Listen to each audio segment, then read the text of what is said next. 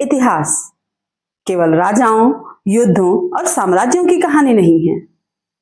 ये धरती की बनावट, नदियों की धाराओं, पर्वतों की ऊंचाइयों और समुद्रों की गहराइयों से भी निर्मित होता है।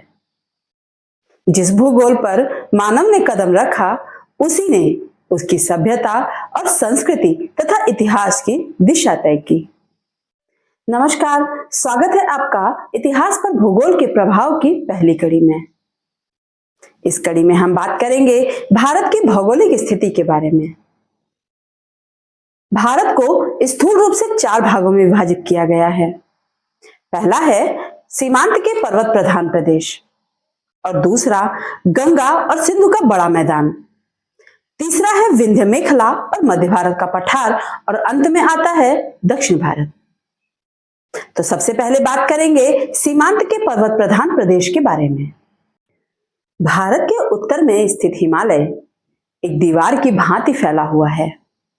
पश्चिम से पूर्व तक इस पर्वतमाला की लंबाई लगभग 2400 किलोमीटर है और चौड़ाई में यह लगभग 240 से 220 किलोमीटर तक है। इस पर्वतमाला में लगभग 114 शिखर ऐसे हैं जिनकी ऊंचाई 6000 मीटर से भी अधिक है। संसार का सर्वोच्च शिखर एवरेस्ट, जिसकी ऊंचाई 8848 मीटर है, इसी पर्वतमाला में है। अन्य शिखरों में गाडविन, आस्टिन, कंचनजंगा, धौलागिरी और नंगा पर्वत मुख्य हैं। पामीर के दक्षिण पश्चिम की ओर हिंदू कुश की पर्वतमाला है, जो भारत की पश्चिमोत्तरी सीमा है। हालांकि इस प्रदेश का अधिकांश दक्षिण पूर्वी भाग वर्तमान में अफगानिस्तान में सम्मिलित है, लेकिन प्राचीन काल में वह राजनीतिक और सांस्कृतिक दृष्टि से भारत का ही अंग था। हिंदू कुश की पर्वतमाला अधिक ऊंची रही है और नदियों ने काट काट कर उसमें कई दर्रे भी बनाए हैं, जिनमें खैबर, बोलन और कोरम दर्रे महत्वपूर्ण हैं। हिमालय के पूर्वी छोर से दक्षिण की ओर फैली हुई पर्वतमाला भारत को बर्मा से पृथक करती है। इनमें पटकोई, नागा, गारो, खासी और जयंतिया जैसी पहाड़ियां सम्मिलित हैं। इसी पहाड़ियों के मध्य मणिपुर का पठार है। कश्मीर, हिमाचल प्रदेश, नेपाल, सिक्किम आदि इसी हिमालय में ही स्थित हैं और इसी हिमालय पर्वत ने हमेशा भारत के लिए एक सुदृढ़ दुर्ग का ही नहीं, बल्कि एक प्रबल प्रहरी और संरक्षक का कार्य भी किया है। साथ ही हमारे आर्थिक जीवन को भी बड़ा प्रभावित किया है। थोड़ा विचार कीजिए कि क्या होता अगर हिमालय की विशाल पर्वतमालाएं न होती। शायद हमारा देश उत्तर की शीत और शुष्क हवाओं के कारण निर्धन और निर्जन बन जाता, और शायद उसका इतिहास एक मरुस्थल का इतिहास बन गया होता।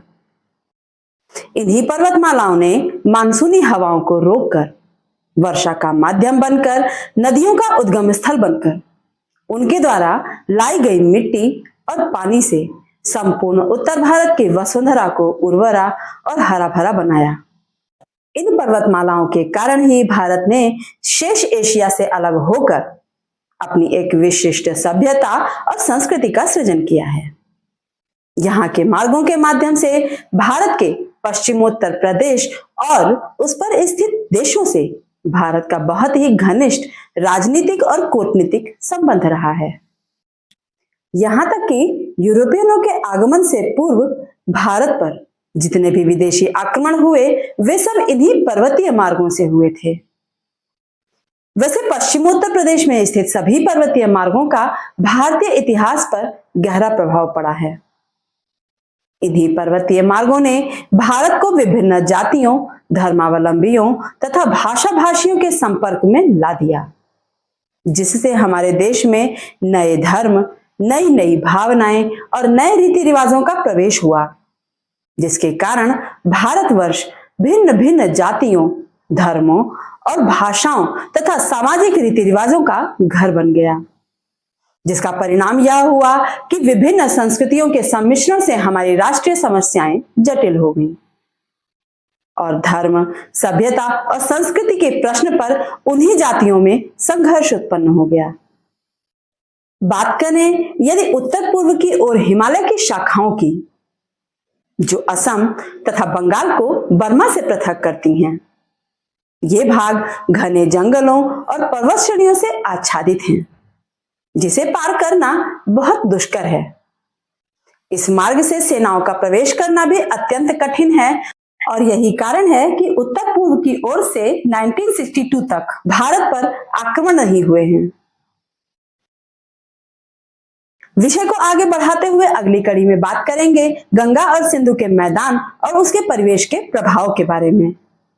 जानने के लिए हमारे साथ जुड़े रहें और हमारे साथ जुड़े रहने के लिए चैनल को सब्सक्राइब करना बिल्कुल ना भूलें। साथ ही वीडियो से संबंधित अगर कोई प्रश्न है तो कमेंट में जरूर पूछें। मिलते हैं अगली कड़ी में नई जानकारी के साथ। तब तक के लिए नमस्कार।